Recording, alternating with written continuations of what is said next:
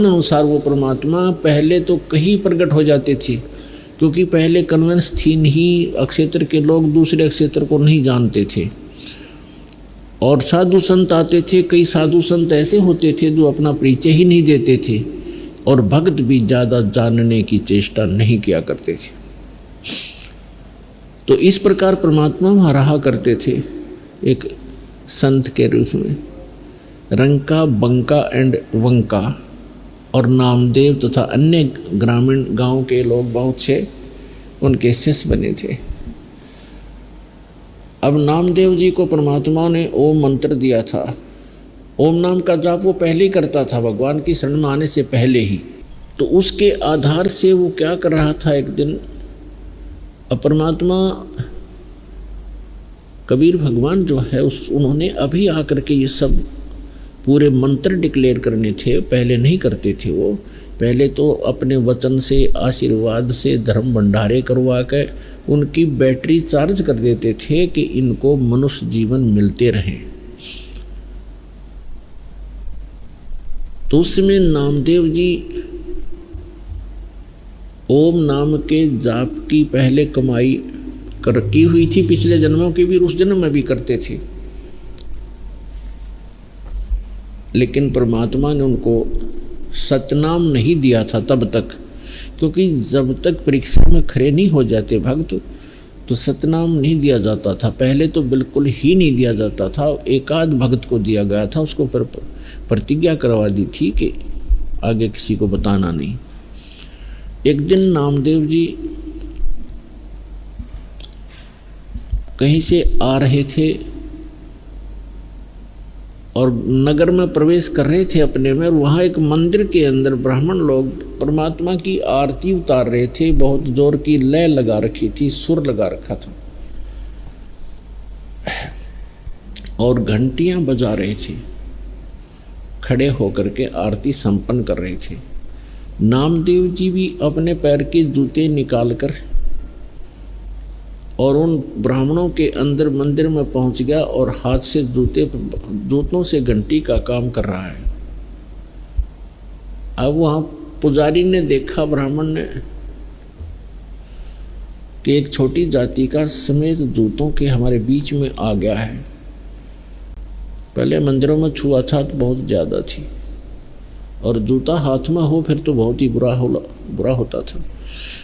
नामदेव जी को पकड़ के मंदिर के पीछे पटक दिया एकांत में, कि तब तक आरती हो लेगी, इसको पीछे कर देते हैं पिछवाड़े में। परमात्मा ने वो मंदिर ही घुमा दिया। नामदेव की तरफ तो मंदिर का मुख हो गया, जैसे पड़े पड़े भी ऐसे अपने जूते बजा रहा था जैसे घंटी बजाते हैं, और पंडितों के पीछ की तरफ हो गया पीठ भगवान के मंदिर की। इतना कुछ होने के बाद भी उनके अकल में ठिकाना नहीं आई कि ये महापुरुष है, और तुम फॉर्मेलिटी करते हो।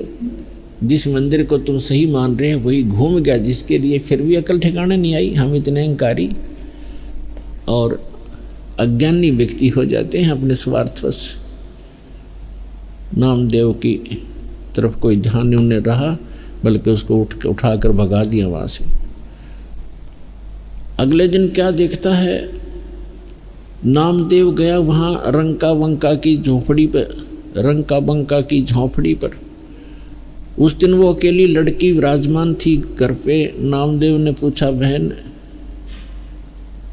कहाँ गए आपके माता पिता? बहन ने कहा कि वो लकड़ियाँ लेने गए हैं जंगल से भाई, लकड़ी बेच कर आएंगे फिर रोटी खाएंगे। तो आप क्या कर रहे हो? नामदेव ने पूछा, आप क्या कर रहे हो? लड़की ने बताया कि मैं गुरु जी के हाथ का चोट लग गई कल, उसके लिए पट्टी बना रही हूँ। और नामदेव, भाई कुछ ध्यान कर, तो कुछ आगा पीछा नहीं देखता है, भगवान को दुखी मत कर ज़्यादा। गुरु जी को कल तेरे मंदिर को घुमाने गए थे भगवान गुरु जी, और उनके हाथ में चोट लग गई। कल तू वहाँ क्यों, क्या मतलब था तेरा जाने का उस मंदिर में जो भगवान ने मना कर रखा है कि इन मंदिरों में कुछ नहीं है, और तू फिर भी वहाँ पहुँच गया है तेरी इज्जत रखने के लिए। गुरु जी का हाथ का चोट लगी, वो मंदिर फेरा था। अब वो उसका यकीन नहीं हुआ कि गुरुजी तो वहाँ दिखाई नहीं दे रहे थे कहीं पर भी। कहने लगी कि कब जाएगी गुरुजी के पट्टी बांधने, कभी जा रही हूँ मेरे साथ। नामदेव साथ गए, गुरुजी के दोनों हाथों को लड़की ने पट्टी बांध दी। तब नामदेव चरणों में गिर गया कि भगवान गलती होगी हमसे, हे परमात्मा आगे से ऐसी गलती नहीं करूँगा, मैं आपकी मर्यादा रखूँगा।